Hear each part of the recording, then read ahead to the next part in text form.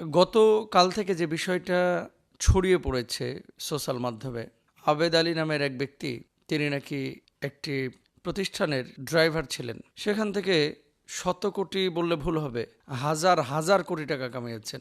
প্রশ্ন ফাঁসের সাথে তিনি নাকি জড়িত এবং কয়েকজনকে অ্যারেস্টও করা হয়েছে। ব্যক্তি আবেদ আলীকে নিয়ে আমার কোনো কথা নেই। এরকম আমাদের সমাজের রন্ধ্রে রন্ধ্রে, আড়ালে, গোপনে বহু আবেদ আলী কিন্তু লুকিয়ে আছে, ঘাপটি মেরে আছে। কথাটা যেই জায়গায় আমার বলার উদ্দেশ্য সেটি হচ্ছে, উনি চুরি করেছে।